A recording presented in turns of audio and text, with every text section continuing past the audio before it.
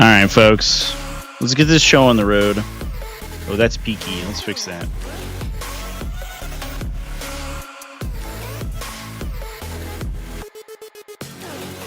All right, hold on. I think that's better, probably.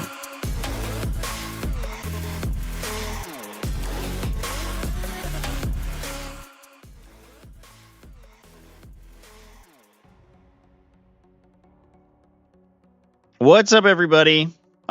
Welcome back to the stream. It's Tuesday. We're getting tactical. As always, I forgot I'm on my laptop today. I forgot I don't have all my transitions set up on my laptop, so we just had to kind of just bang it over. There's an echo. An echo. Oh, okay. No echo. All right. Well, that's good to hear. Fair enough. You scared me for a second there. What's up, everybody? Thanks for coming and hanging out.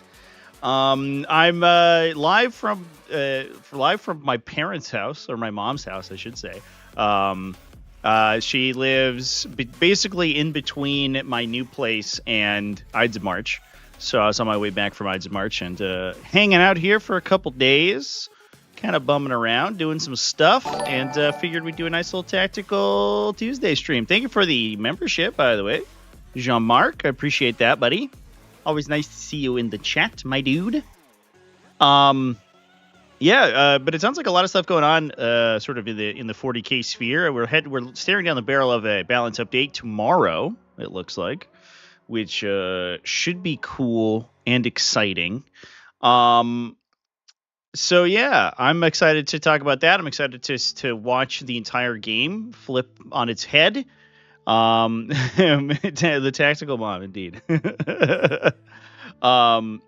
So yeah, I don't know what to expect from that. Hopefully I don't know. We'll probably see some changes to Space Marines, I imagine. Maybe some Yanari stuff, maybe, although they haven't been like blowing it up, which is kind of wild to me. It feels like they should be, maybe, but I don't know, chat. But in the meantime, in the interim, we can talk about some lists from this past weekend, because I was taking a peek through and there were a couple that we did not talk about on Tactical Tuesday that I think is worth discussing. There are some events that were really small and that didn't they didn't get on my Tactical Tuesday or my Best Armies of 40k radar. Titans GT was like a little tiny event that had just literally everyone tied basically the entire event, which was not that exciting. And there were a couple other events like that, so I think we'll talk about those. We'll talk about some weird lists, some weird X1 lists and stuff. If you look at individual win rates, Assimilation Swarm has a 68% win rate. Yeah, what's its play rate, though? Like 7? Like 11 people have played it, maybe? Ooh. Pop open my coffee, chat. If you look at... if you don't touch Yanari now, but hit the next top faction, dominate for 3 months. Yeah, it's kind of a Thousand Suns sort of deal, maybe, where... Thousand Suns were like a distant 6th place at the beginning of the edition, and then everyone else just got fucking nuked from orbit, and so they were like, well, I guess we're best now, so enjoy eating. And the only faction that is Mortal Wound still. I could see that for sure. I'm hoping for some buffs as well. I think that's gonna be maybe more exciting to me than nerfs. I would like to see like maybe Space Marines get changed. I think Bloodless Angels is like kind of stupid, and I would like to see that go. It definitely feels like they did not. That was an oversight when they designed the rule. I don't really know how you do that, but it is what it is. But I think, yeah, I'd like to see maybe some of that change. But also, like, Sisters are fucking dead right now. That faction disappeared. Chaos Knight's not doing so hot. So I think there's a lot of space to expand the factions that are really super struggling, because it is. Not a perfectly balanced system currently. Played against Cavalry Spam this weekend at a GT. Maybe it's the list we're going to talk about, chat. That might be it. Not like it's their job. Yeah. I mean, like, to some extent, you like I don't know. It's just like 40k is so complicated that even the people who write the rules can't remember it all. And I think the assumption was they were like, oh well, let's do. Also, in fairness, I think that everything in December was super rushed, because it was just too much content in 1 month, right? And it definitely felt like that update got pushed out, and they're like, we're not playtesting it. Just do something to make Space Marines good, I guess. And they were like, okay, well, here's this thing, and accidentally it made Ultramarines the only Space Marine chapter, and it has this like huge gaping loophole in it. But I think that you can see kind of the through line where you're like, well, if you're a Blood Angels army, you have the Blood Angels chapter keyword, so you don't get +1 to wound from Oaths of Moment. But that's not how chapter keywords technically work. They just restrict all other chapter keywords, but everything else in your army doesn't have the Blood Angels keyword, which is not how it's worked in any edition of 40k ever. And so I can envision the 5 p.m. on a Friday, design team scrambling to finish this balance update, and they're like, we know we want this thing to do this thing. How do we word it? And they push out the update, and it is what it is. That feels like to me how it went, and that's understandable. And I don't know. It's not like ended the game. It's just, I think, made a 1 or 2 list archetypes that were probably unintended, that aren't even like hyper broken, right? They don't win everything. It's not like it's coming into the 70% win rate. It's just like, I don't know, kind of an unintended thing. Grotsmith was the best thing it did in ages. I don't disagree. I think Grotsmith was super cool. I also do think that Grotsmith was rushed. I think evidenced by the fact that like literally some of the detachments are almost stone cold unplayable. A lot of them had errors in them and still have errors in them. You could have given it a month or 2 to cook, maybe, and I think that release looks a lot better. To be fair, though, I will not complain about free content, so it is what it is. New Dataslate when? I believe that it is confirmed for tomorrow. I even have a live stream event up for it already, so we will be talking about it tomorrow, assuming that it comes out. All updates going forward will be points and core rule data sheet changes. Yeah, I don't know how to feel about that, chat.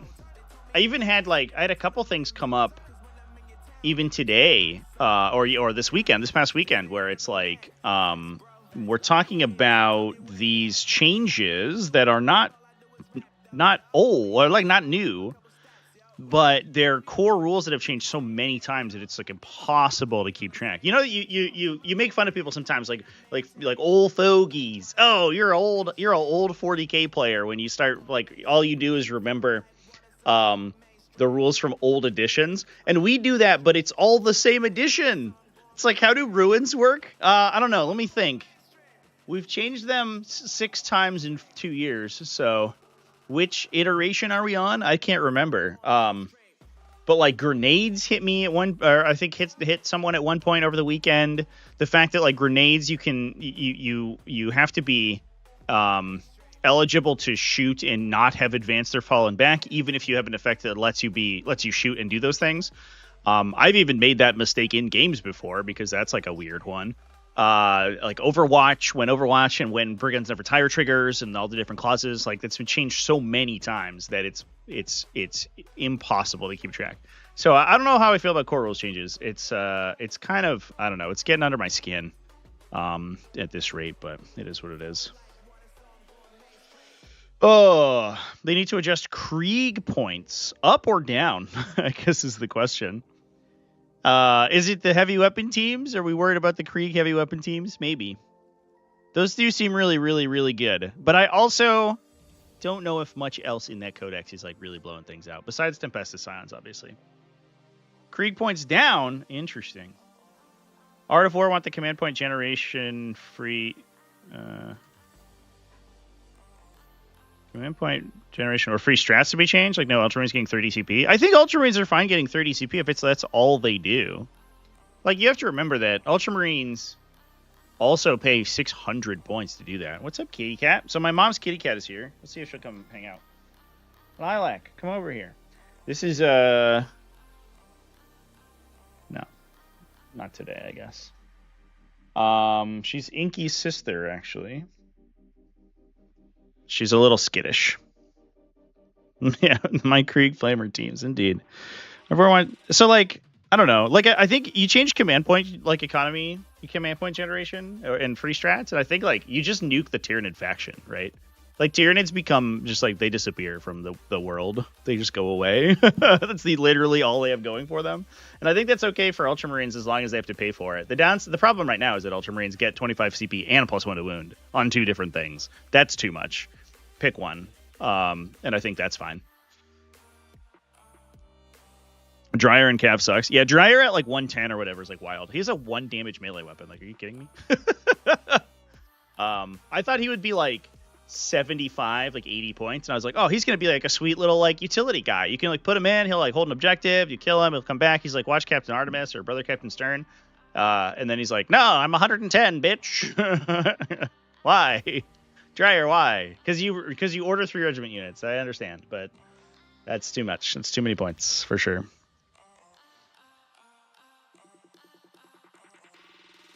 Anyway, chat. Yeah, I also wonder if, like, I think the Death Corps riders, well, first of all, they lost the squadron commander, which I think was, probably a mistake. Well, it's not, I mean, it's a Force Warp model. Of course it was going away, but that guy added so much to the unit that, it feels to me like they've lost too much losing that guy. But it also is a unit that, like, I don't think really fits with what Militarum want to do, unless you're like memeing like cavalry spam or something and doing like this mid-board, like board control list, where you just use them as like a front line. That's like the only place where they really feel like they fit. But you compare them to Attilan Rough Riders, who are like, you know, like you just fucking kill people in melee, and you're like, wow, these guys have a place. Militarum is bad in melee, except for this one unit, and Death Corps are like, or Death Riders are like, well, we're just here, I guess. We can sweep infantry. Oh, cool. The one thing that Astra Militarum needed help with, killing 1 wound models. Dryer should be 65 points. 65 points I think is probably cheap. I think 70 to 80 or so.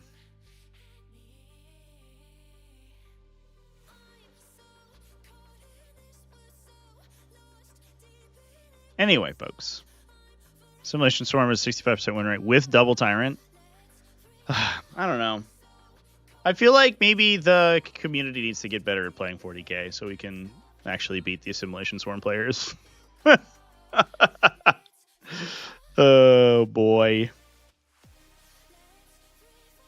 Anyway, folks. Should we talk about some lists? We're talking about Astra Militarum right now. Should we talk about some funny Astra Militarum cavalry? Because we have some to talk about from old Knoxville, Tennessee. Kalen Ogle. Somebody pointed. Somebody called this out in my best numbers in 40k video yesterday, and I was like, oh, let's take a look at this list. I clicked on it, and I was like, recon element. That's weird. And then we kept going. And we were like, oh, Leontis and Dryer? Huh, okay. Well, that's pretty good. Artillery teams make sense. Rough Riders, okay. More Rough Riders, interesting. More Rough Riders. Death Riders. More Death Riders. Death Riders number 3. And then a bunch of combat engineers and flamer squads. It's 60 cavalry, 62 cavalry models, chat. 30 Rough Riders, 30 Death Riders. Now, unfortunately for me, it is playing recon element, and I will mea culpa. I have no fucking idea what the detachment does. So let's talk about it together. Let's take a little peek at how this army works, because I was just looking at it sort of randomly today. That's a hashtag Battle of Pelennor Fields. We're calling it the Glue Factory. All cap, no breaks. Indeed.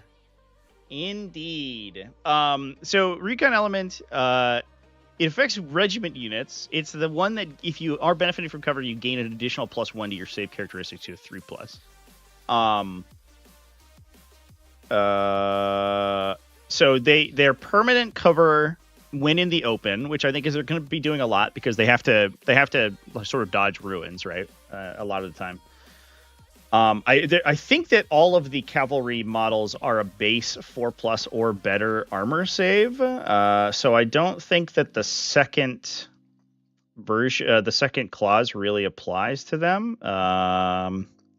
Where are the? There we go.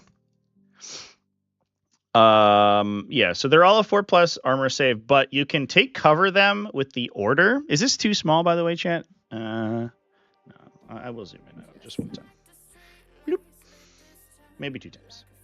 There we go. You can take cover them, so they go to a 3+ save plus cover. So it's basically like 3+ save armor of contempt. And then so that's neat, I guess. I don't believe that we have any enhancements. No, it's literally it's Acadian Castellan because they have 2 regiment orders for 55, so they're really cheap.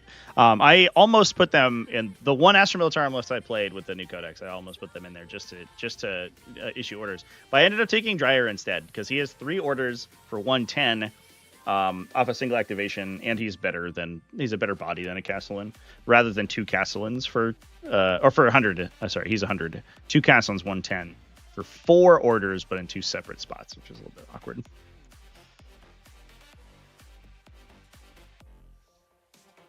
Recon is bad in so many matchups. Yeah, it's just anything that ignores cover. It's like, go fuck yourself. Yeah.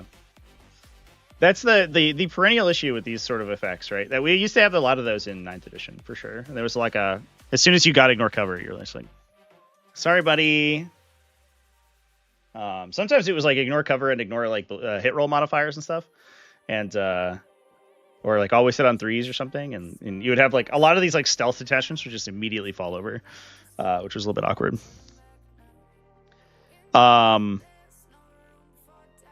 Too many bodies for Tau to deal with? Interesting. I guess that does make sense. I mean, they are like hella fast, right? And they're just jamming you. So no enhancements were taken. We have access to a 6-inch it's platoon units, which we don't have on the cavalry. So a lot of the stratagems don't do anything, actually. Scouting Outriders, you can strat reserve or uppy downy your guys in strat reserve. They're holding within 10 inches of a table edge. 10 inches is a weird number. Strange. I guess is that the death threat or movement characteristic? It is. I figured it out. You can mess with people's charges. You can gain a feel no pain and -1 to be hit, which I imagine is where a lot of CP is going. All right. Fair enough, but everything else is infantry or platoon keyworded. Now, here's a question. So we have a 6-inch reactive move for platoon units, which is literally just the battle line. Okay, so that doesn't affect anything. You can scramble field, which is interesting, off of the artillery teams. So starting your opponent's reinforcement step, you can give them an Omni Scrambler aura for a CP. So you can actually use an artillery team in the corner to prevent enemies from jumping in. It's also in reinforcement step, so you know whether or not they have secondaries that need them to go into your deployment zone. But when you do it, so you can muck with people's secondary drops there, which is cute as well.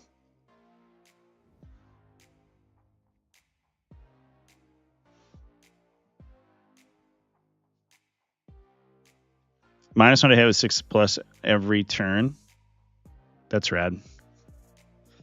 Yeah, so you're essentially, theoretically, you're like essentially a 2+ save, kind of, because you're if you're not having cover ignored, you're a 3+ save with a point of AP reduction from the cover effect from the detachment. +/- to be hit, +6 was feel no pain. So with 20 wounds on each of those, it's relatively efficient. We have reactive moves on the Death Riders themselves, so they're super obnoxious to like engage with, especially for melee.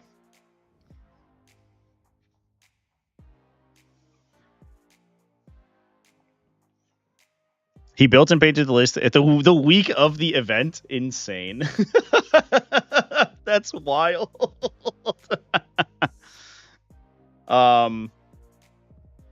Yeah, I'm gonna be honest. I think I love this list.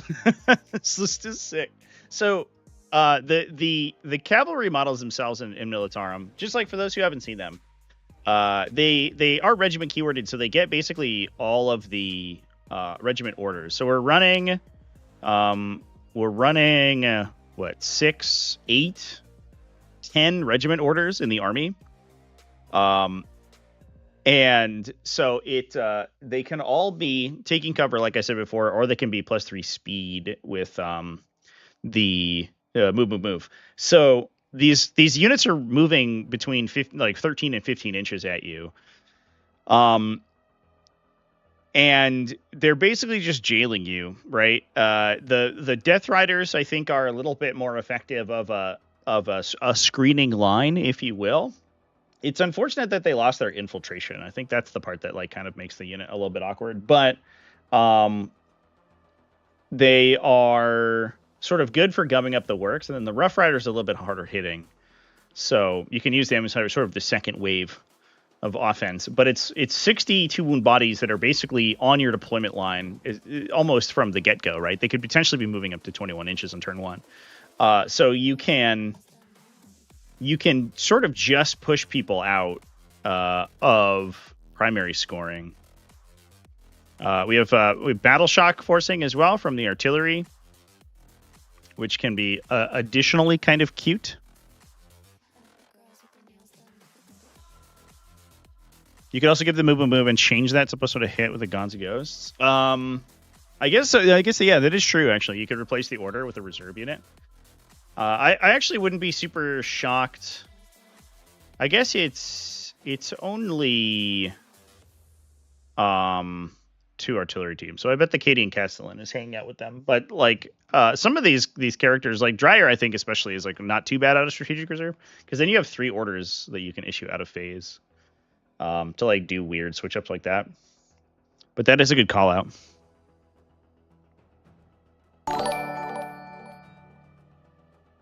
Jacob Blichstein donated 15 Israeli new shekels through Super Chat. Let's go Tactical Stream.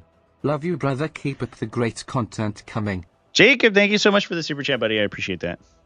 Is there a picture of this on the table? I don't know. Maybe. What was this? CM Games tournament?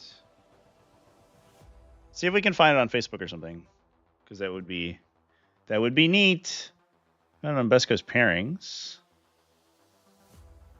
I have one from last year. Less useful, I think.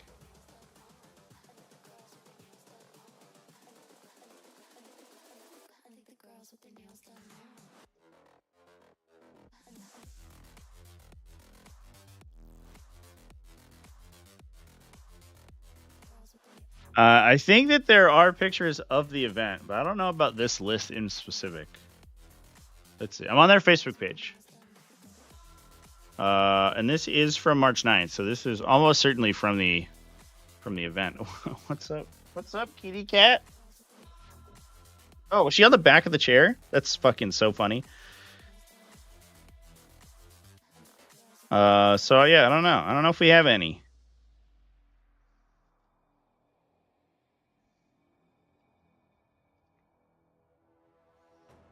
The cat's name is Lilac. She and Inky were named basically what color they are, right? Because Inky's black and she's sort of a tortoise shell gray. But they are temperamentally totally opposites. Inky's super friendly, but kind of quiet. Lilac is extremely assertive.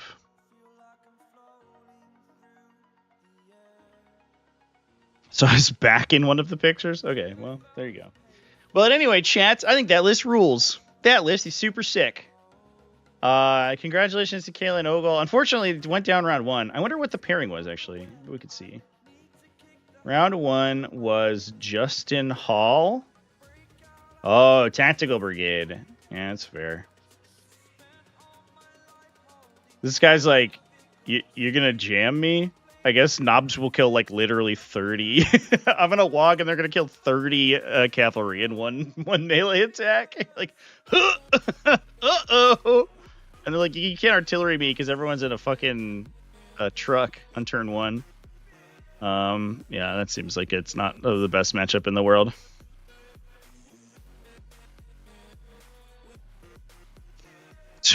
My tortoise shell color game, yeah, for sure. Knobs are in his deployment on turn 2. Yeah, sounds about right.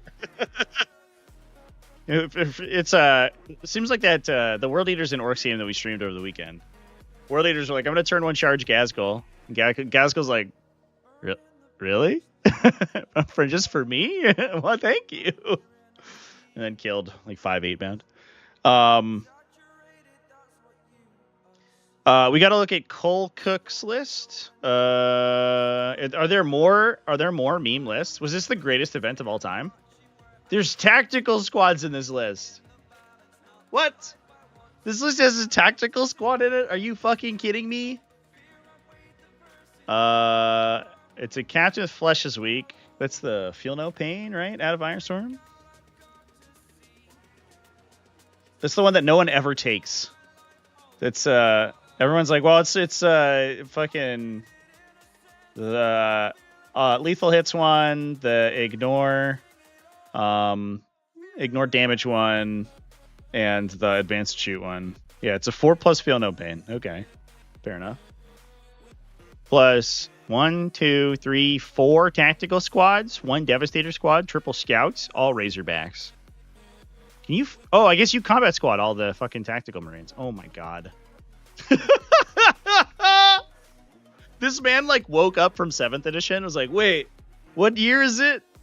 Is it still like fucking 2016? Can I still take 40 free transports to the Space Marine Army? This list is amazing. Incredible. That's incredible, chat. Also, what 4-1? Dude, why didn't I stream this event? And how come nobody told me? All the fucking lists that were here. Are you kidding me? So he has 8 drops out of tactical squads. He has a Devastator with multi-meltas. So we can split. And then I guess does he have to put the scouts in transports? Is 1, 2, 3, 4, 5, 6, 7, 8, 9, 10, 11. It's 11 transports. And these guys are 8, 9 with the captain, 10, 11, 12, 13 units in total. So if he if he doesn't attach the captain anywhere, he has 2 scout squads outside transports. Fucking wild, chat. I will say, transports are broken. I will die on that hill. Jean-Marc, you know me too well. I will die on the hill that transports are too strong. What was I going to say? I think that Razorbacks are slept on. The Razorback like Devastator combo for sure, I think is a little slept on. I think they went down in a recent update. They probably could go down 10 more points because they have the 4+ ballistic skill, which sucks. The downside is that you can't put Primaris infantry in the Razorback, and I think that's what kind of kills it. But if you could, everybody in on like Hellblasters and those things. It's such an efficient transport. It's 95 points. You get a Rhino chassis, which is fine, right? You get a twin link glass cannon and a hunter killer, which most of the Primaris vehicles don't get. They forgot how to hunter kill. And you get fire support, which is fucking awesome. And then like if you play Firestorm Spearhead, Firestorm Assault Force, excuse me, then you get like all the weird transport like chicanery, so you can like hop the unit out, like benefit from fire support, do a bunch of shit, end of your opponent's turn, like hop 1 or 2 back in to then recycle the fire support. You can do it a little bit in Gladius. Ironstorm is actually kind of like weirdly like awkward at using the transport mechanic because it doesn't have any transport like synergies, but you can just like randomly fire like full reroll twin las cannon shots at your opponent's turn by when your opponent like reduces Razorbacks to half health or whatever. Andy also lost to this one. That's fucking wild.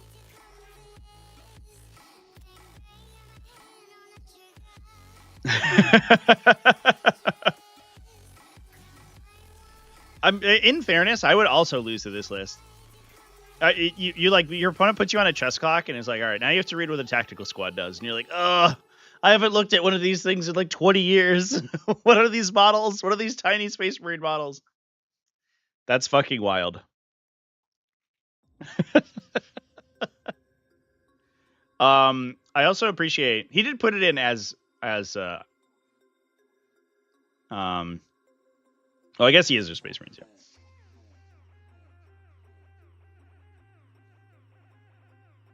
The transports would ruin the aspect list. Yeah, as soon as Eldar don't have like things to get their grips on, right? It's like really awkward.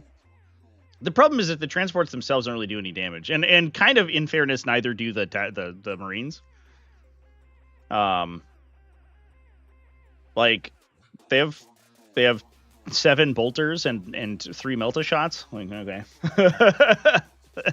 We're not gonna kill an aspect warrior unit with that. But it does get super dumb once you start like you full commit onto a vehicle or something, like a big something that you can like sink your teeth into. And you kind of expect, you look at all these little dinky transports in these tactical squads, and you're like, I think I'm okay here. And then the damage and the Iron Storm rolls really piles up. Especially with +1 to wound.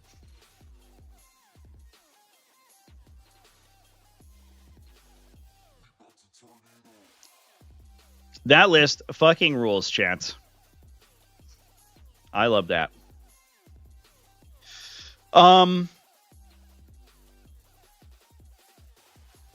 You can recycle your fire dragons for long enough. Yeah, it's not whatever. Fire dragons aren't going to lose to a Melta squad. That they would never be caught dead, dying to Melta attacks. The player went 491 out of 500. Did he really? No. Oh, the top player. Yes. Better than that, right? 495. No, you're right. 491. Yeah, he dropped 9. I misread the 93. It's a little small. Ingron awkwardly also doesn't kill a Rhino and a tactical squad. Yes, I've experienced that firsthand. I had an Angron stuck on a Rhino, that with like 1 wound because he split, I think, between that and another vehicle, and left it on 1, and then got stuck, so he couldn't like consolidate and grab stuff, and then it got murdered. Made me super sad. All right, there was another event that I wanted to discuss. We can move off this one. We're talking actually while we're in the discussion about Space Marine stuff. I actually want to go to IDES. I don't know what the final placings were for this event, but Jeff Colpitz, who was placed second, was telling me extremely excitedly about an Iron Hands army that he was playing against. There's an X1 Space Wolves. Oh yeah, this is a Dreadnought. This is a Wolfbots list, chat. I believe it lost to the Thousand Suns that we streamed in round 2, which is, I think, to be fair, that's like a really bad matchup for Wolfbots. But really, BCP, what are you doing to me right now? Got my gross face cam real quick.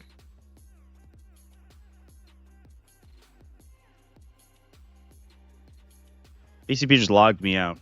Great. Thanks. Appreciate that, buddy.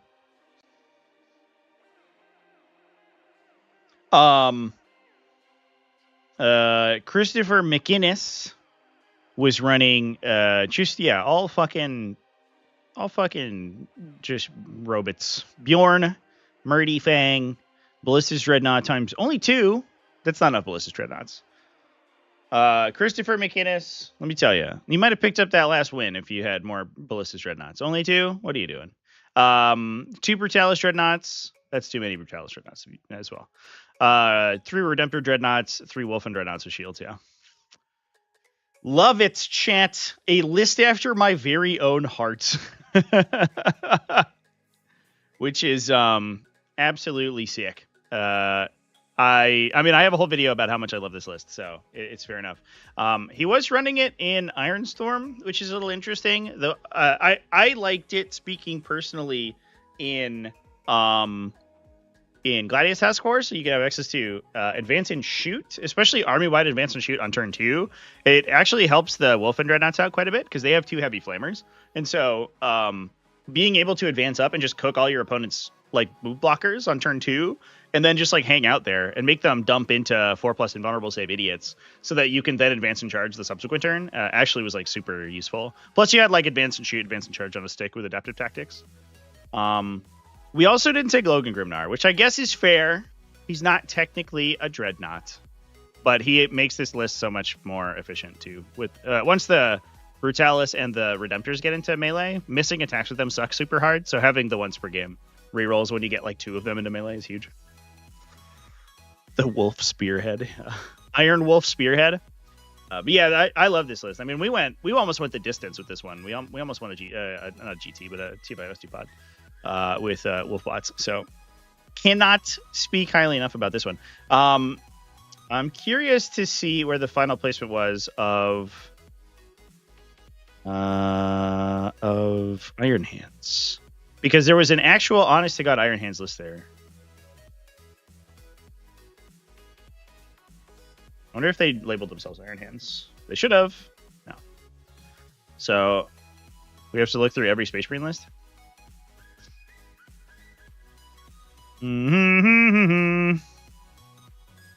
Is it this? No, that's Chaos Space Marines. That's not it.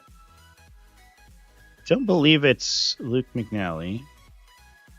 He's playing Salamanders, but he went 3-2.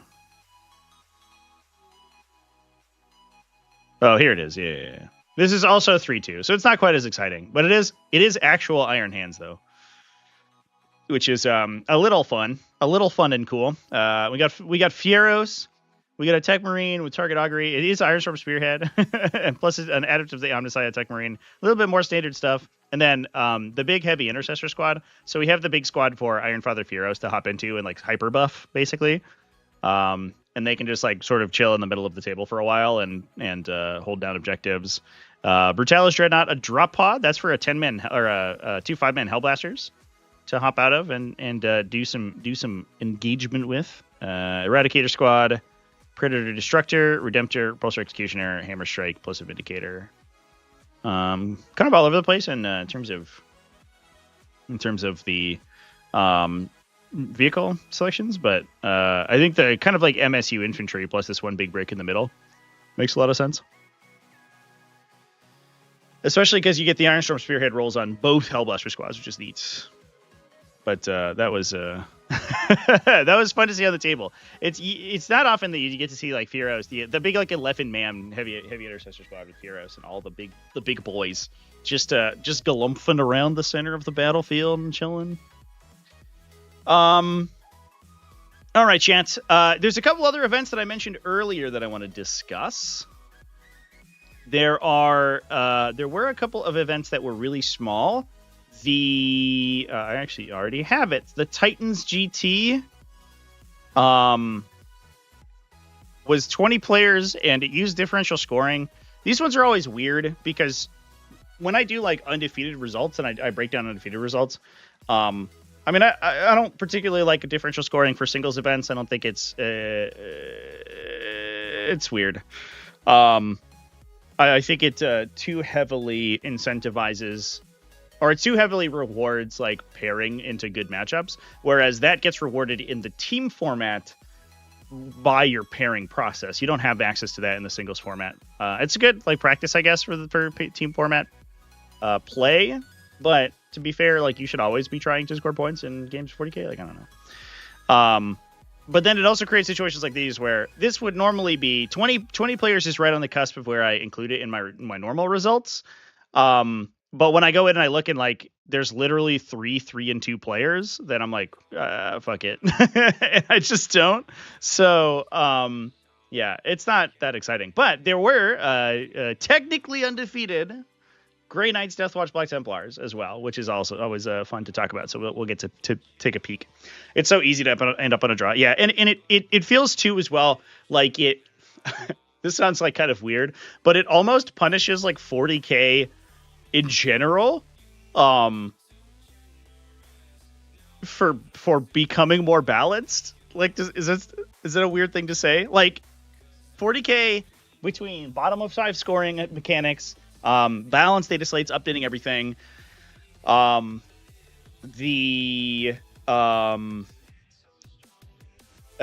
tactical secondaries, I think being just like kind of standard over the board. Nobody has like weird faction secondaries that are super dumb. Like, the games just become closer, right? As the game is improved upon.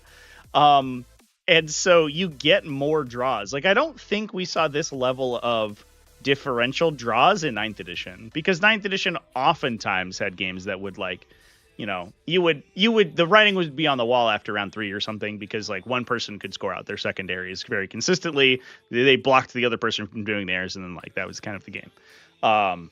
But that doesn't happen in 10th edition, because you could always just like secondary draw your way out. It happened on stream to me last week. My opponent, I pushed my big monsters in. My opponent drew Bring It Down on the turn. He needed to kill like 2 or 3 big monsters, and he scored a huge number of points on it and won the game.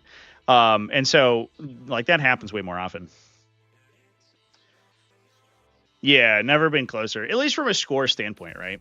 Like, even if, like, you know, you're probably going to lose, it feels to me like it's difficult to, if you're playing a high scoring army, right, that isn't like just purely attritional focused, it feels to me like it is kind of difficult to lose in a skill adjacent matchup by more than like 10 points or so. Unless something wild happens, right? Like, sometimes you just get blown out and something like the dice happen or whatever. But it's a thing. Bottom 5 scoring on Scorched Earth and Terraform is busted if you're going second. Agree. I think Scorched Earth needs to be changed. Yeah, we have an update tomorrow, and I was kind of expecting there to be some sort of rumbling about a new format, a new mission format, which I would kind of like. Pariah Nexus. I liked Leviathan so much, and I really haven't liked Pariah Nexus, and I want something new. Give me more missions. But yeah, Scorched Earth is like almost on the chopping block for my events, just because you roll the second, and then if you win the roll off to go first, you just like fucking die. Basically, it's crazy.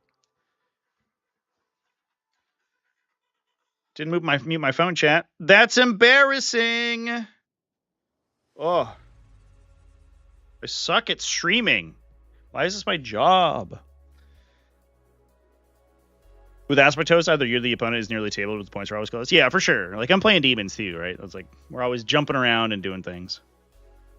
But yeah, I don't know. Anyway, that's a long discussion about differential scoring and mission formats. Let's talk about lists. Talk about Goalman over here running a bunch of characters.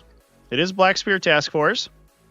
We're taking a Gravis Captain with Thief of Secrets for the extra stabbins. We're taking a Librarian, regular Librarian, Combat Weapon Lieutenant, Watchmaster with Tome of the Ectoclades. The regular Librarian is pretty good, because you can use the Hellfire round strat for anti-infantry, anti-monster, and then he has devastating wounds if he overcharges his might. So the weird part about that whole thing is that he ends up with special issue ammunition on his mind bullet, but that can kind of go ham, especially into like heavy infantry. You're fighting Terminators, and he's like, I anti-infantry too myself. Kill half your unit. Let's go. We have Deathwatch veterans. We have a Watchmaster, right? Yeah, Tome of the Ectoclades Watchmaster. That's interesting. I guess that's the only place that the Tome of the Ectoclades can go here, because it needs to be on a captain. We have 10 Deathwatch veterans, 5 Deathwatch veterans, 2 regular old Intercessor squads, some jump back Assault Intercessors, a single Terminator squad, 2 Fortis teams. Fortis. What? Wild. Wait, so I guess that's where our lieutenant... No, the lieutenant's a combi lieutenant. He doesn't attach. I guess that's where our librarian goes, into one of those. They're both taking 2 Hellblasters,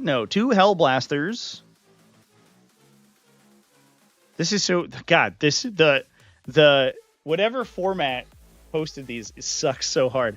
What of the two Hellblaster loadouts? Oh, it's because one gets a plasma pistol. They're slightly different, so they're all of the weapons options are switched around. So it's 2 Hellblasters, a grenade launcher sergeant, 4 regular rifle guys, another grenade launcher. So 2 grenade launchers, 4 rifle guys, 2 Hellblasters, 2 Desolators. With frag launchers. What? Wait, excuse me? I guess that makes sense because these guys are largely going to clear infantry, right? The Hellblasters is like almost a strict upgrade from the regular intercessors, even if you don't overcharge their gun. So you just might as well take them. I think they just lose lethal hits, but they get like extra AP and strength, or extra strength. I think the AP is the same.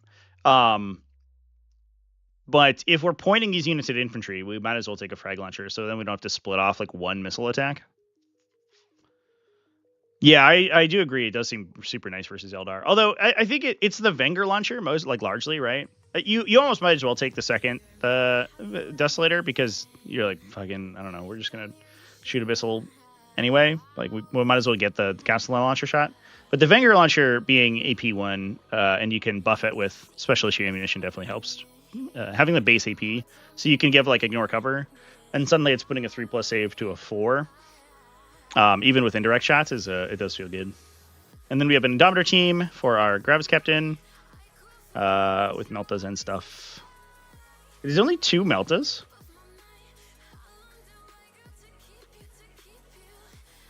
It's 2 heavy bolters, 3 bolt rifles, 3 flamestorm gauntlets, 2 Meltas. Yeah, weird. Huh. I wonder if they valued the range a little bit more. Plus a Reaver squad. That is an interesting list, chat.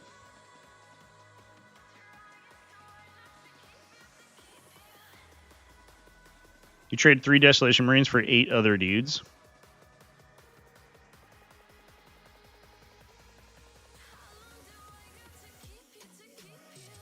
For 8, like 8 kills? Like, you kill 8 people? Or, like, I'm not sure I understand.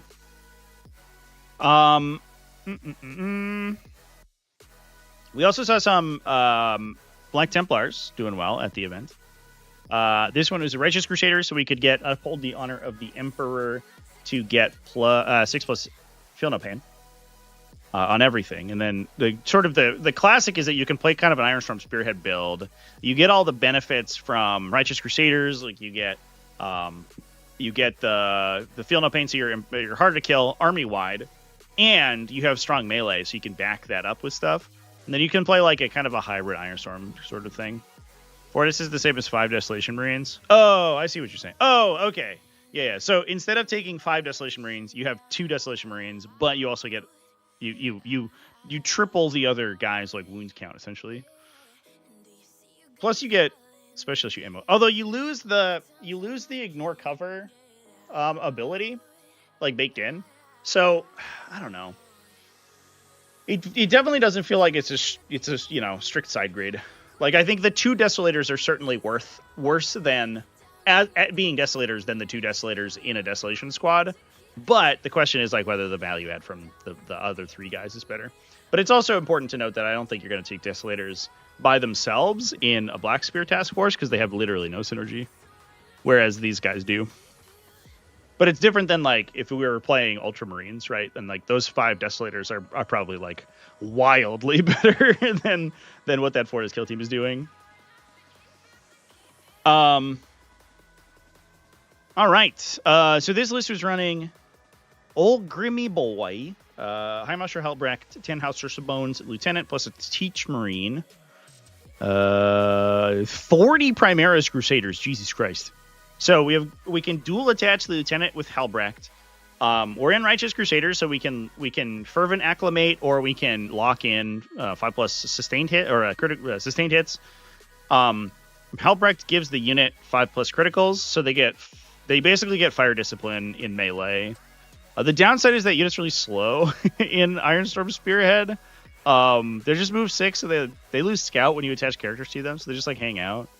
But they do have 10 hazardous bones, so they're like a 5+ feel no pain. Maybe you just eat the damage. I don't know. But once they get to melee, this unit kills like literally God, so it's fine. Is Dataslate actually coming out tomorrow? Yeah. It was discussed in a Warhammer community article, and a bunch of like the GW affiliated content creators have done. Have like I don't know, scheduled live streams and stuff for it. So we'll be live tomorrow. Assuming it comes out, we'll be live. Otherwise, I'll probably just play some games. I don't know. We got 2 GPI squads, 1 infiltrator, an invader ATV, 1 scout, and then a million tanks. It's a Vindicator double Whirlwind, which blew my goddamn mind when I saw it. We're back to Whirlwind times, chat. Although, interestingly, there was a lot of discourse about the Whirlwind in Ultramarines or Gladius Task Force specifically, because you could indirect fire, you could Storm of Fire combo it, right? Where you would go adaptive strategy for Devastator Doctrine, ignore cover, +1 AP, put it on the Oath target. So you're +1 to wound, +1 AP, ignore cover, full hit rerolls. So you'd shoot like D6 +3, you'd shoot like 6 or 7 shots. You'd probably hit 6, like 5 to 6 of them. And then you're wounding basically the entire game on 4s, and you're putting AP3 ignore covers through. These guys don't have that. They're just regular guys. But they do have that Iron Storm reroll. We can get posted a hit from a Tech Marine, although it doesn't really matter for them because they're firing indirectly. So like, it's interesting, right? Because there's very little synergy here, except that I think it's just a useful unit to have in a universe where we're expecting to see like Eldar or other Marine armies where they're just hiding like 5-man units behind walls all day. And if you could just put 2 Whirlwinds into that, like Oath it on turn 1, put 2 Whirlwinds into it, and have a pretty good chance of killing it, it's probably just fine. While you're just like staging the middle with 40 Primaris Crusaders.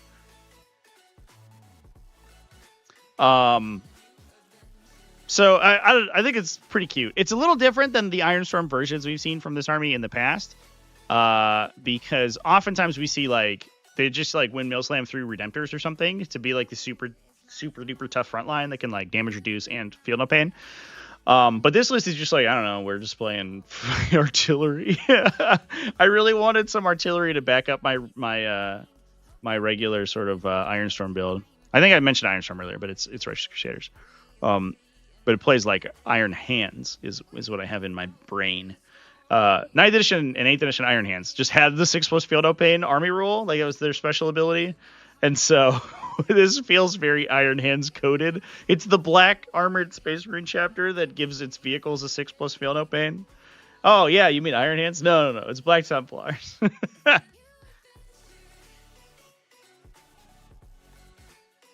Did the +1 ignore cover, +1 to wound oath in unit crunch of 57.9% chance to kill 4 Marines, 35% chance to kill 5. Yeah, and then sometimes you have a second one or a Desolator squad to pick off the last guy. But like realistically, you kill 5 and suddenly they start battle shocking, or you kill 4, excuse me, and they start battle shocking. And you can always like open that kill for later. You don't necessarily need to entirely kill the unit in one go, but you have to put pressure on your opponent to engage with you. Essentially, like the Whirlwinds will say, like, if you're gonna come hit me, right, I'm gonna attrition you to the point where my front line will win the fight, like Gilliman and Calgar and all that stuff, or we're gonna put you in a position where you won't be able to outscore me because I'm gonna put all your utility units into the danger zone. I think it's better on Desolators to be perfectly honest, but Whirlwinds have a wider like target selection. Desolators are way worse against vehicles than Whirlwinds are. Although when you compare the Desolator, the Venger launcher and the Desolator to a Whirlwind missile launcher, it's actually a little bit sad for the Whirlwind. It's like 3 less shots, 1 less AP and 1 less strength for the Desolator Venger launcher, but it's on an infantry model. Like, why do we even have Whirlwinds? Just put 4 dudes with Venger launchers into a Rhino.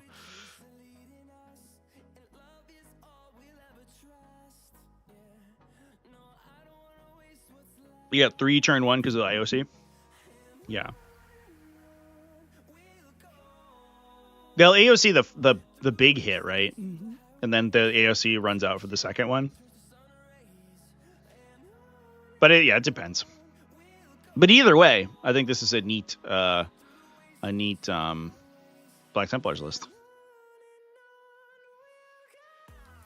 With whirlwinds in it and stuff.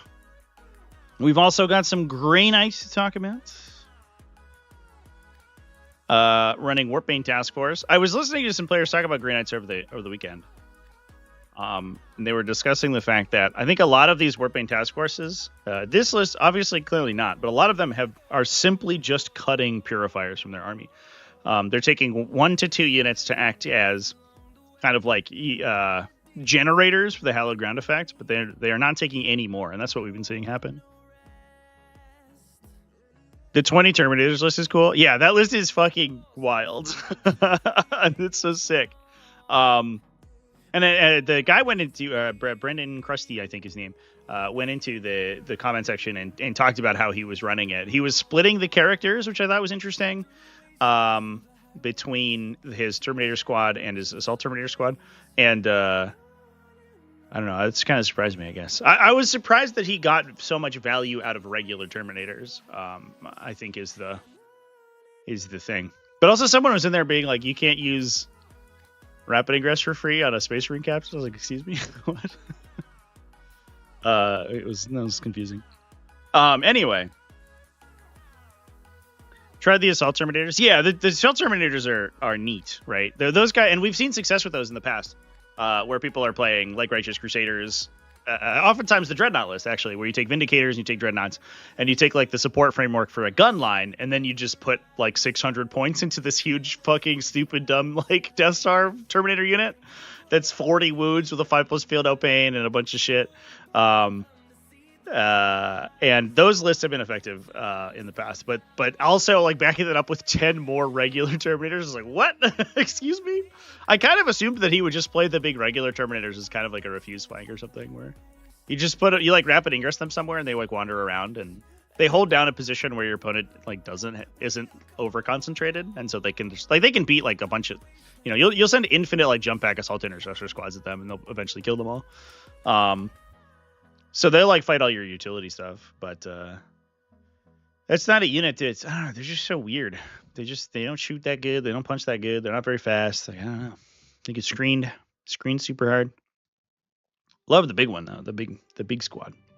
But anyway, this Grey Knights list. We were running Castle and Crow in this one, plus a Tech Marine, Paragon of Sanctity, one Grandmaster with the once per game, you get hallowed ground. Thank you. The area beneath your feet has been hallowed. Desolation Squad is 1% better at killing 4 or 5 Marines and Gladius. Yeah. So the plunging fire thing is so funny because, to my knowledge, there are basically no U.S. terrain layouts that have plunging fire available. I think like as a nation, we all agreed that like plunging fire was stupid and no one would ever be able to do it. And also, we just like built our terrain off of the 9th edition stuff, which was like super, like it basically had no vertical terrain elements whatsoever. It was like you get a 3-inch tall wall and that's it. So a lot of the stuff that we play with, like, it was inherited from that. And so plunging fire is like I've seen it come up one time in an event I was at one time. But it seems like some other trade formats, it's like a really big thing. Pretty wild. Hoping Black Templar goes well this weekend. Yeah. Some of their points values, man. Like they keep nerfing the Black Templar characters, which is like always surprises me because I don't know, they weren't never like that crazy. But they're just like, High Marshal Helbrecht needs to be like 150 points. Like, why?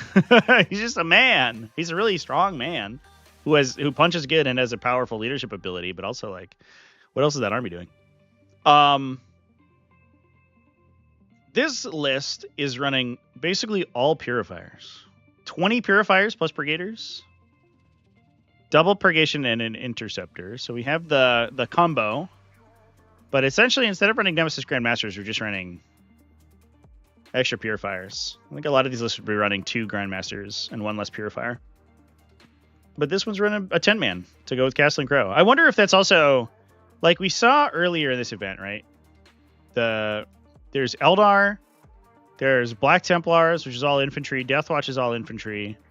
And it might just be a consideration that having the big infantry smashy purgation squad is actually really useful, where they can just like hop in and just vaporize like 10 idiots, and then repulsing sphere to not get hit back, and then like redeploy and do it again.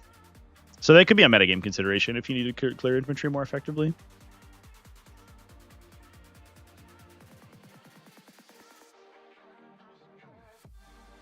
Black Templar Sword Brother and Squad will kill anything in the game when decked out? Yeah, for sure. I think that's true of most. Like, a lot of the big, like, Death Stars in Black Templars. I do sort of appreciate Black Templars for being, like, the really slow but really hard-hitting Space Marine faction. Where they don't get, like, advancing charge, they don't get a bunch of jump pack synergy like Blood Angels do.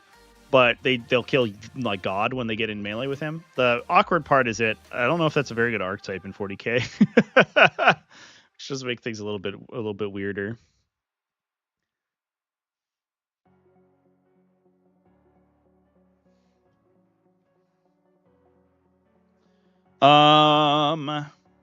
So those are the lists that I had sort of on the roster. People want to see Gene Stealers or Tyranids. I think it's largely kind of rote. We can take a peek at some of the big events. Scorched Earth Open, Bayern Major. There's a 4-1-1 Tyranids from Michael De La Torre. Assimilation Swarm. We found it. It's Ryan Murphy's favorite detachment. Or Ryan and G, sorry.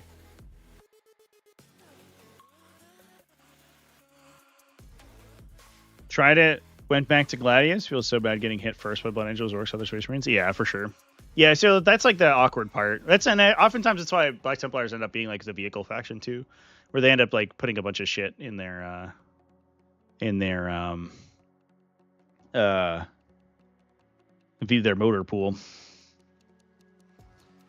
We did find the Assimilation Swarm though, champ. He's a fight first Broodlord, the instinctive defense guy, near retirement with biophagic flow to increase the aura. One Turvagon. The Turvagon's cute because it's just like a big boatload of wounds, right? 16 wounds with the 2+ save. They don't have to be up in the fight, so oftentimes they can like expose themselves to a single attacker. You know, you want to shoot him? He'll just heal. 20 Termagants, and then the Turvagon can also heal in addition to the healing from the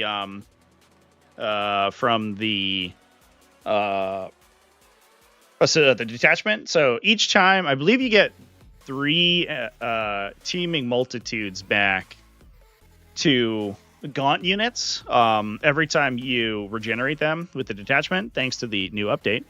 If you are a little tiny baby Gant, you regenerate much faster than the other units. So this unit can potentially in your command phase regenerate 2 instances of like upwards of like 6 or 7 models back into the unit, and then if you can trigger other regenerations, you can do that even more.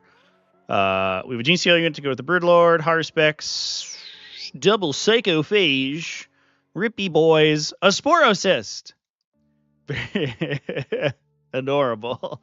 That was old technology to build mucilid spores. You would use it to construct mucilid spores that you could then destroy to trigger more regenerations. That actually has been a while since we've seen that little guy. I think that it's kind of awkward. It's an awkward unit to play because it like goes it just like deploys in an awkward place in your deployment zone and then takes up a bunch of real estate and you can't move it or anything, so it just sits there. But generating free models is good. For 145 points, it feels a little expensive still, but I don't know. Who am I to say? We have a Trigon, Tyrannifex, 6 Tyrant Guard, a Venom Thrope unit, and Zoanthropes. It is not the Sam Pope version, no. It's not even particularly close, to be honest. It just has the one Termagant unit instead of like he likes to run 4 or 3 or 4 usually for redundancy. Because the downside is that once the, like, this is the awkward part, right? Basically, there's only like one infantry unit, I guess, besides the Gene Stealers. But the Gene Stealers theoretically are hiding so they can like hop out on something, right? And they're like protecting these guys with heroic intervention. But if all you have is like anti-infantry shooting, they just get it all point of the termagants and maybe kill them. And if you lose the unit, it's the fucking nightmare. If you lose it all in one go to like a big activation, you're like, uh-oh. Now I have to actually commit Tyrant Guard and stuff to the fight. And it doesn't have that much shooting to like come back and hit this stuff. It has the Zoanthropes, I guess, which is nice, but there's no Hive Tyrant, right? So they have to wander up. Yes. I don't know. Zoanthropes are also like sort of comically easy to kill in one go as well. 200 points to that unit, man. Wild.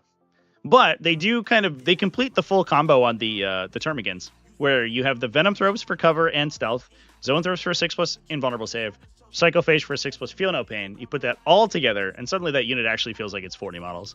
It does legitimately become difficult to kill the entire squad in one go, and I wouldn't be surprised if just nobody did it. It's really bad if it does happen, but I have a sneaking suspicion that it didn't.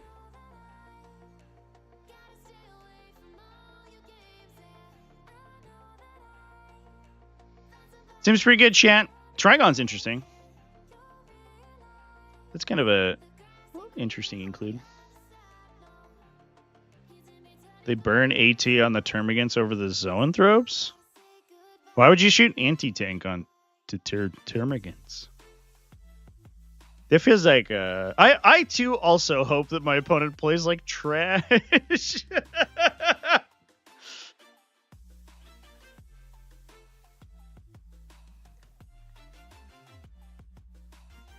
I got to regen a Zoanthrope, I think, one time when I was playing Assimilation Swarm. And that was the best that I could have hoped for.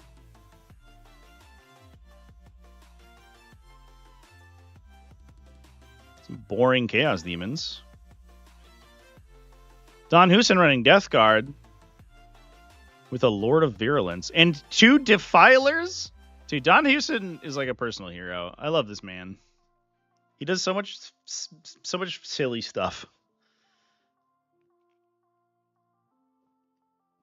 All the Lancer silly guns. Like from a Gladiator Lancer? Yeah, I mean, I guess so. Like, I don't know. If I was getting Zoanthropes in range to be hit by the like Storm Bolters on the top of a Gladiator Lancer, I feel like I've just written that unit off. It's fucking dead. Like an Intercessor squad is about to kill 3 Zoanthropes. Like, I don't know. That unit is so squishy, chat. It's crazy. If you attach the part that kills me too is like most of this like survivability mechanisms. You have the Psychophage, which is good to prevent 3 damage guns from just like one-shotting the entire unit. Like an opposing Exocrine like looks at them for a little bit and they explode. But like as soon as you attach the stupid Neuro Tyrant, that piece of shit motherfucker, they lose the Venom Thrope aura. Like what? It's such a poorly written codex. It makes me so mad. I don't want to talk about how bad Tyranids are anymore, chat. We're gonna talk about cool Death Guard lists with Defilers in it. So we have a Lord of Virulence. So that's the Flamer guy with the bonus to blast weapons, right? Who's supposed to buff Plague Burst Crawlers, but nobody plays them anymore. We've left them at home. Yeah. So blast weapons get +1 a hit and ignore cover. I think we've talked about this list in the past, actually. So if we extend our Contagion Aura to give -1 save, the Defiler battle cannons are like 10-1-3, right? But they get +1 to hit, so they hit on 2s when the Lord of Virulence is looking at you, ignore cover, and can get +1 AP. And you can also, I guess, like Blight Boil them, probably? Or Boil Blight. That's another source of ignore cover, I guess. You don't really need that. Or Ferric Blight. You can also Ferric Blight them. So we can be pushing to AP3 ignore cover, equivalent of AP4 on that battle cannon shot, and you have a D6 plus 2 damage melee attack. So once you've like comboed these guys out, they're actually just like good in literally every phase. You also like you get value out of their like weird top guns too. Yeah, they have a plague heavy bolter, so they have a twin linked lethal hit gun too. That will also benefit from those. Yeah, also gives rolls on his own unit if he's attaching into something, which might be Death Shroud. Triple Predator Destructors, which are just efficient AF. There's 3 Death Shroud Terminators who could attach to him or attach to Typhus. But I actually have no idea where they would go. I'm a level with you. It could be either one. Typhus is cute because they get -1 to hit and wound in melee. But also he makes their flamers good. But either one of those characters is good by themselves too, so I don't know. 2 Fated Blow Drones with Blight Launchers, wild, and then 3 Wardog Executioners. This is the auto cannon, guys. So we can give -1 toughness and -1 save to enemies. I don't think anything like strips cover. Yeah, the Boil Blight only strips cover if it is a Death Guard unit. So they'll still get cover, but giving an additional -1 save to people makes these guys hit pretty hard for 130 points. They hit well above their weight class for sure. Yeah, Typhus is really good. A really good utility guy. But also, he's really good at punching people, so, like, I don't know. You see both. But the other thing, too, is that, like, you can also do, like, funny Deep Strike or funny Rapid Ingress plays with the Lord of Virulence, too. Because he just has to have line of sight to the target to give all the buffs. There's no range on it. It just is anywhere. So you can be like, I see you from this back corner, so I'm going to Deep Strike there, and I'm going to give my whole army 1,000,000 buffs against you. And by whole army, I mean 2 Defilers, but that's all you need. Yeah, it could be a matchup thing. This list rules. It is funny that Death Guard have become like the tank army, but I guess that is thematically appropriate for them, right? They're big slow idiots. What else do we want to look at, chat? Leagues of Votann. I did talk about some Votann yesterday, if you watched my video. Not a lot of Votann getting played right now, though. Hopefully the update gives them some love. We also saw Death Guard 5-0 at this little 15 manner. Jacob Cluey. Cultist, Death Shroud, Blight Haulers, Plague Burst Crawlers. Double Soul... Dude, what are these death... They're cooking so hard! What the fuck? So it's a Terminator, Sorcerer, Typhus, a Lord of Virulence with Droning. Is it the... extra... No, that's not the extra range. That is the...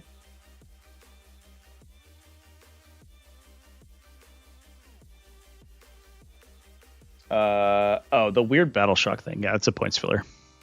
I always forget about that one. Because I think people forget that they have it for most of the time.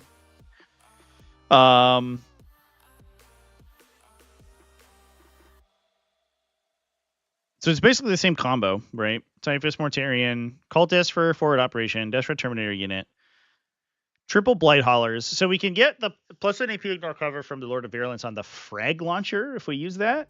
The Plague Burst Crawlers will also get it on their mortar attacks as well, which I think is the intended play pattern. But also just use it on other stuff. And then we just have like 2 random Soul Grinders. So this list has 5 multi-damage indirect fire weapons, because the Nurgle Soul Grinders have the Phlegm Bombardment, like their 2 damage indirect fire gun. And then the Soul Grinders can also like Deep Strike, Rapid Ingress, and act as a melee counterpunch, because it turns out these guys hit super hard, as people are slowly learning from Legion of Excess. I've been pretty impressed by Soul Grinders. Any undefeated or X1 orcs? There have been. Yeah, there are quite a few, actually. We can take a peek if we want. This is at Ides. I think orcs did go down. The CM Games tournament, Keith Loveday, who I think is in chat, right? Was running Orks, went X1 with Tactical. Double Beast Boss, Mech Captain, Big Mech, normal stuff. Double Triple Shock Attack Gun, one Standard Mech. 2 Beast Snaggy Boys for the Beast Bosses. Double Storm Boys, 4 Trucks. 2 DAKKAJETs, which is, that's pretty spicy. DAKKAJETs are 135 points. Is that good? Is that a good number? And they can get buffed by the mech, right? So you can give them +1 to hit. End of movement phase too, so they can strategic reserve in and then do it.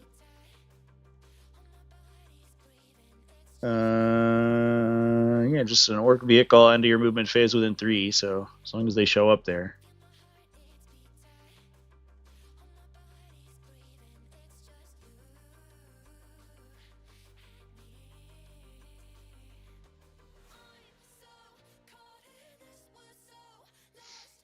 So they hit on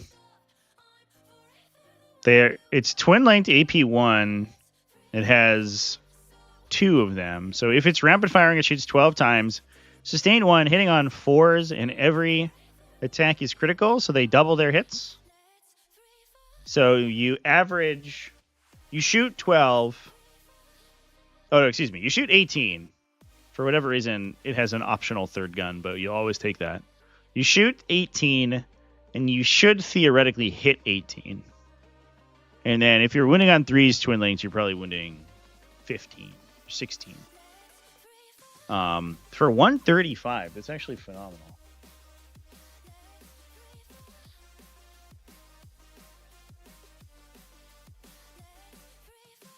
You just hand somebody like... Well, I guess you have to be in 18 inches. This is a little bit awkward. You are an aircraft. And you have to be benefiting from +1 to hit to do that.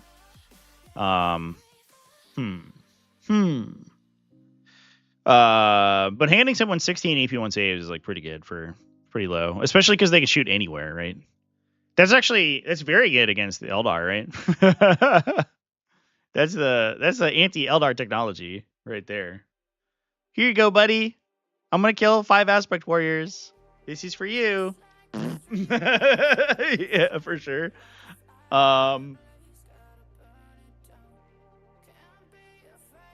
You can't order them, right? That's not how Tactical Brigade works.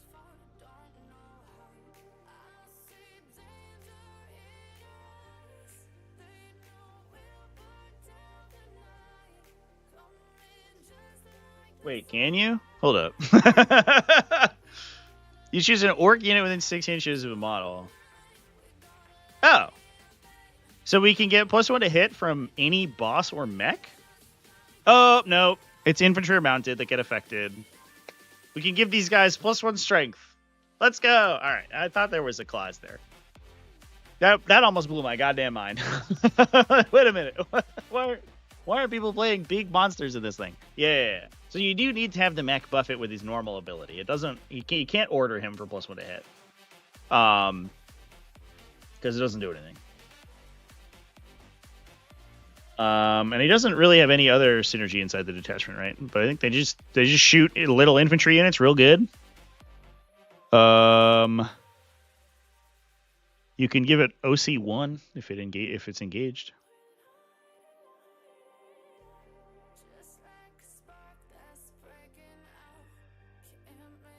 Yeah, it doesn't really do anything else besides that. RIP Thousand Suns Combat Patrol. Wait, oh, did it get removed? Good, because I was like thinking about what I was gonna do for getting started with Thousand Suns, and I was like, don't buy the Combat Patrol. It fucking sucks. It's like unambiguous trash.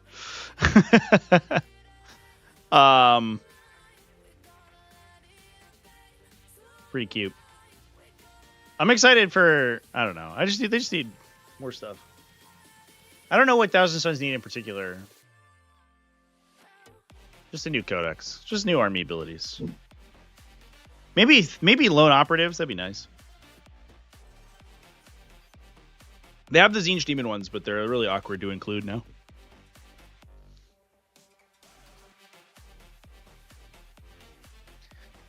Anyway, chat. How are we feeling? Nancy Conroy's in chat. What's up, dude? How's it going? Nice to see you. We had an open request to look at Votann. Might be searching far and wide for Votann lists we haven't already talked about.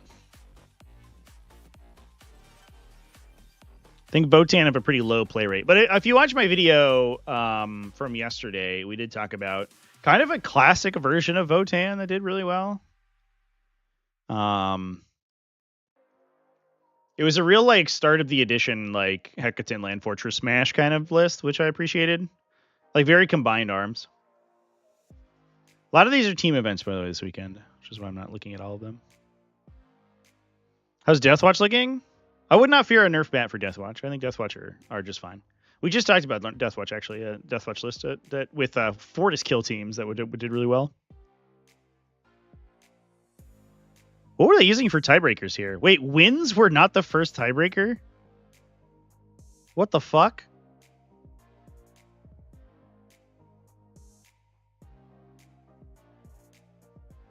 That's wild. Is it battle points? No, he had less battle points. Strength of schedule? It must have been strength of schedule was first tiebreaker. That's insane. That's what it looks like. Because he had a 3.4, next player had 2. Nope. The guy on 6 has 3.2. Just kidding. I don't understand. What happened here? There's a story there. Maybe he got a game loss after the fact. Ooh, I almost want to ask. Is it extended strength of schedule? No. What the fuck? That's wild. Nathan Stern, what happened to you, buddy? A demon host style unit and turns into a Lord of Change, and then you like drop a building on it or whatever happened in Space Marine 2. What's going on with Tau? Are they winning anything? Yeah, they had 2 undefeated lists this past week. Tau kind of in an interesting spot. Not a lot of people playing Retaliation Cadre, but you can kind of play almost anything else. Auxiliary Cadre is pretty good. Monka Kalyan are like always good.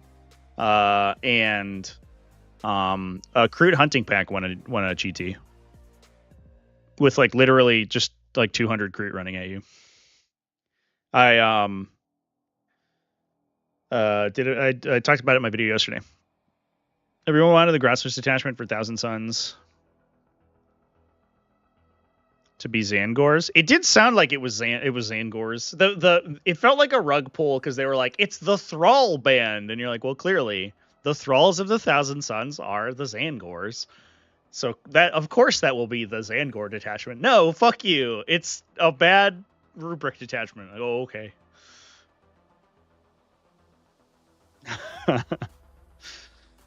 What am I hoping to see for armies? I would love to see a side grade on Chaos Demons. I don't think we're going to. I think Legion of Excess is going to get shafted, and then the faction's going to remain the same.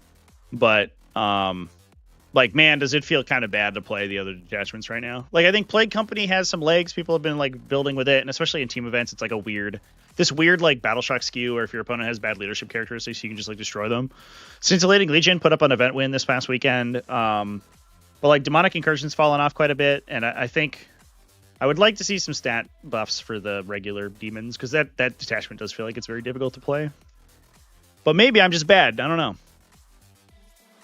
I would like to see Tyranids get a different codex in the Dataslate update. They'll just be like, hey guys, we messed up. New codex for Tyranids. That'd be neat. Khorne could get some love. Yeah, I don't know what they would do for Khorne. Like literally, I think Khorne is just like every Khorne model gets reroll once to hit. Like, like it's so weird. Part of Khorne's like mechanical identity is inconsistency. It's like high ceiling, but also low floor in terms of their like damage curve. But that's just like a bad unit archetype. It's just so trash. Oh, a unit that I have no idea how much damage it does? Wow. I could straight up lose the game if I roll more than 3 1s here. Sick, dude. Whereas, like, I don't know, Celeste is like, our damage is really, like, super consistent. It's not high, but we always reroll it. Oh, okay, cool. And Tzeentch is like, we always do no damage, but at least we're 24 inches away from you. Yeah, if they... I don't even, like... Yeah, I don't know. They would have to, like, bake that into the datasheet ability or something. But I also don't know if it's, like, that matters that much, right? Like, occasionally you still see Scarbrancy play because he's really cheap.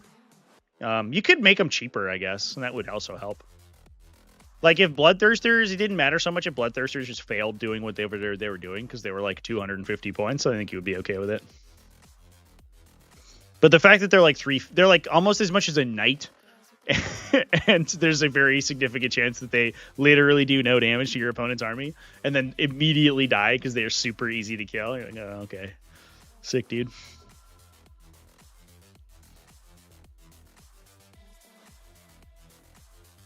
Other than that, I don't really know what I consider to be my armies anymore. I'm kind of in between factions right now, I think, chat.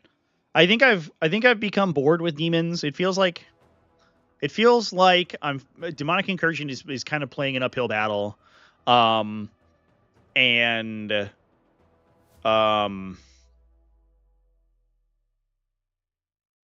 it feels like it's been power crept, I guess. So you're like incentivized to play Legion of Excess, but Legion of Excess is boring and I don't want to. So so I don't know about demons. Space Marines or whatever. Everyone plays Space Marines, and everyone plays Eldar, so I don't want to play those. So I don't know. I don't know what to play. I'm in the middle of wherever. 2 Fire Dragons kills a Bloodthirster. It sounds about right. Town need 5 to 10 points off their crew units still? I don't know about that, chat. Time to be an Imperial Agent player. Yeah, that would definitely catch people off guard for sure. Yeah, I don't know. Those Imperial as fleet lists look pretty sweet. All in on the Thousand Suns Codex. If Magnus is good in a cool way, I'll play him. If Magnus is good like Fulgrim is good, I will fucking throw my army out. But I think that's what's going to happen. I think Magnus's datasheet's going to get like turbo nerfed in the new codex. And it's just going to be the infantry sorcerer army again. It's going to be like kind of boring. I don't know. I think it's just like 10th edition's the way that they approach like character monsters has not been exciting. Magnus did everything wrong. No, Magnus did everything right. Too right. He did everything too well, and to the point that he just made everyone cry.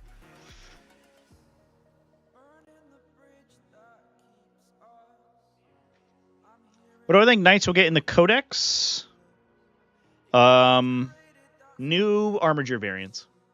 I think it's weird that Knights only have 2, and War Dogs have like 5 or 4, right? Executioner, Huntsman, Brigand, Carnivore, 4. Stalker, they have 5. Fucking Jesus. Yeah, they have like 2.5 times as many War Dog variants as the Imperial Knights do. I think there's going to be a new Armiger kit with like Moirax options or something. I don't know.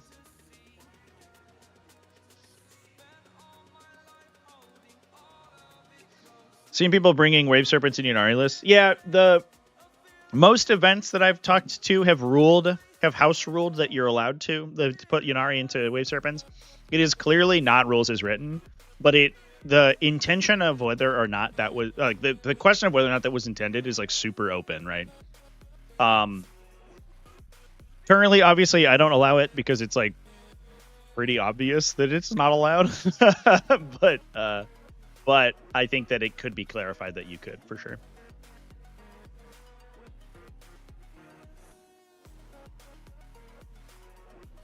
Want ballistas to go up by 20? Yeah, at least go back to 140. The fact that they're cheaper than like Destructors blows my goddamn mind. Nearly all events have. That's true. But I don't. Because those events are wrong. It's weird because like in order to rationalize it, you have to make a I don't really want to talk about it that much, but you have to make it a house rule. There's no rationale in like within the framework of the rules that makes it work without also nerfing other armies. You could rule that unit applied keywords don't apply to individual models, which allows our units to go into transports, but that like fucks like a bunch of other stuff, like every Drukhari unit randomly, because every time you get a Phantasm grenade launcher, suddenly you can't use grenades anymore. There's like weird stuff like that. I don't know. They are currently the same as Destructors. Yeah.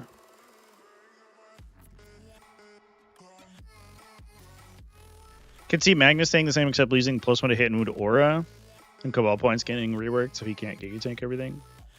Yeah, I mean, I don't think that Cult of Magic is going to survive to this point that it is, and I think that that's fine. I do think that, like, right now it works like it has to, because, like, let's be real, Thousand Suns datasheets are too squishy and expensive for what they do.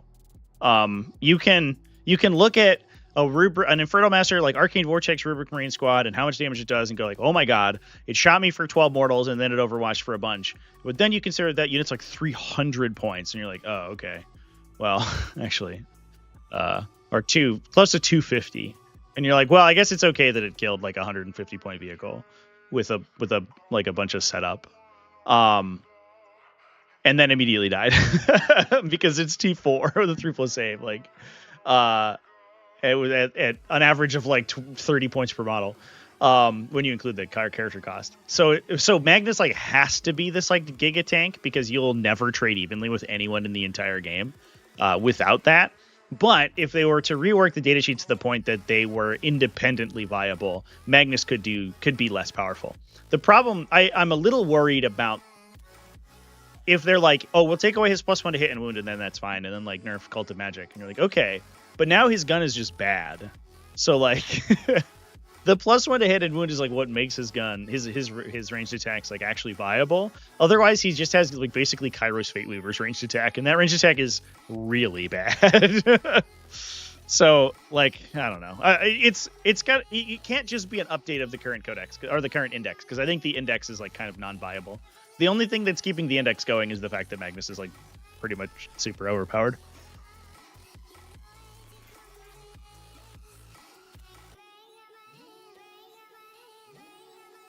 Need to increase the points in dedicated transports. I agree with that. Let's just take transports out. We'll just delete the transport section from the core rules. And then the dedicated transports are okay. Going against Thousand Suns is so funny. You have to treat Magnus like he's made of paper, because if they lose him early, it's unrecoverable. Yeah, 100%. 100%. Yeah, you're like, he's this fucking demigod who can absorb like 1,000 points of army shooting at him and take 6 damage. But on the same page, if they absorb that 1,000 points of shooting on the 5% chance, like the Doctor Strange like one universe where your opponent just rolls a bunch of 6s for damage and he dies, the game's immediately over. It's like so awkward. It also doesn't help, I think, too, that he's also like the biggest source of Cabal points in the entire faction, too. So it's like, not only do you lose your big guy who's about to do a bunch of work, but also the rest of your army becomes so much worse without him. He does too many things, I think, is the problem. If he was either a huge buff piece or like a turbo, like a super solo, like turbo nuke, like that's fine. But the problem is he does both. And it's like really hard to balance around. They'll figure it out, I believe. And I just hope that they figure it out in a way that doesn't make the faction really boring and lame. But we'll see. Even playing, I don't know. I played the like 17 sorcerer list at one point where we played like 29 Cabal points and everything was a caster character. That list was really fun. I could go back to something like that. It was really bad. Gave up assassination instantly, but it was fun.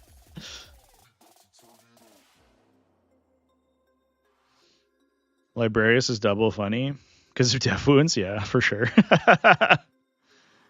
Yeah, they're like, well, I have Psychic Dominion. And you're like, well, I only have one Psychic gun. The rest of these are regular guns. Blam. Try to Psychic Dominion away my regular bullet, sir. Ooh. Good stuff. But anyway, I'm excited. At the very least, I'm excited for tomorrow's update. I think it's going to be a big shakeup that we kind of need. It does. I don't think that the metagame. So it feels weird. Like the metagame itself doesn't feel particularly stagnant, right? I think internally for factions, maybe it does. There are a lot of factions with one build that's kind of been like isolated out. But when it comes to like looking at things holistically, like if we take a peek at our top scores, like there's a little bit of an overrepresentation of like Space Marines, maybe. But part of that, I mean, first of all, it's fucking Bloodless Angels. Get that shit out of here. But like the rest of this is like super wide open, right? We have a repetition of Eldari. Oh, we found a Leagues of Votann. Gary Morris running Leagues of Votann.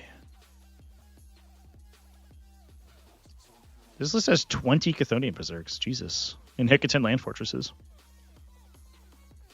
Here you go. There's some Votann. That's actually spicy. This is spicy Votanns. Are these low 9-year champions? Yeah, there are no Hearthguard in this list. So they're just hanging out. They're just chilling. They're chilling like villains. Also, update these for this fucking data sheet. Because right now, if they take a teleport crest, they can't use it unless they have an attached unit, which is so stupid. Let their dumb Terminator character deep strike. If a Space Marine Terminator character can deep strike, why can't the Votann one? That's so dumb. The Votann characters are poorly written. I mean, this index is poorly written, I think, in general, but there's probably a lot of small changes on Votann, like it's quality of life stuff they could do that would make this faction like much less silly to play. We have a Hearthkin Warrior unit to go into 2 Sagitors, double Chthonian Berserks in land fortresses. We can put the Lion Hair Champions in the land fortress because we don't have enough attachments for them. Plus 12 Hernkin Pioneers and a Hernkin Jaeger unit. Yeah. So we have a lot of table space. We can jail people with the 6-man. So you can like put the Jaegers in front of them so you can't scout block, and then they scout 9, and then they run up another 12, and they just jail you in your deployment zone. And then you're like, oh, this sucks. So you killed 6 Hernkin Pioneers, and then 3 land fortresses are just on the middle objective shooting you. Like void armoring and everything, and you're like, well, this is annoying. So you kill the Hecatan land fortresses, and then you get a judgment token on you, or more than one if you already have more, some already, and then the Chthonian Berserks come in and hit you when you die. Pretty classic. Ooh. Tim Schneider. Yeah, so I think ITC ranking, Drew Saltzborn's #1 Votann right now, I believe, because he played them at LBO. And he's a New England guy. I think he's in New Hampshire right now, but I used to play with him all the time, and he would like constantly he would constantly talk about his eternal silent competition with Tim Schneider, because that man would like constantly be winning with Leagues of Votann, and he's like trying to outrace him slightly so he would keep his ITC lead. Very funny. I love that stuff. That's so fun. But like I'm saying, like I think the external balance between factions is very wide open, right? Like most of these events have had a very wide variety in the top. I guess like maybe a slight overrepresentation of Eldar. It could be just because they're new. I don't know. But also, like, besides that, right? Blood Angels, Chaos Demons, Gene Stealer Cult, Adeptus Sororitas, Chaos Space Marines, Adeptus Mechanicus. We have to go down to like 9th place before we see another faction duplicated, and it's a different sub-faction. And then you can keep going, and you're like, look at this. Like, there's World Eaters, Necrons, Eldari, Dark Angels, Imperial Knights, all in this like top 15 here. The top 20% of the event is like almost literally like 18 different factions. And that's rad. So like, beyond bringing up the stuff that's really bad, I don't know how much like nerfing needs to be done. I would just like to see internal balance improved a little bit, but otherwise, I don't know. It feels like the game is in a good spot, at least from the outside. In like I said, inside each faction, it feels like the factions are kind of getting a little bit boring, but that's probably fine.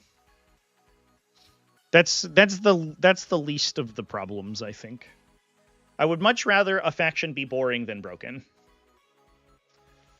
But with that, chat, I think I'm going to go ahead and hop off the stream here. I think we've discussed everything we have to discuss.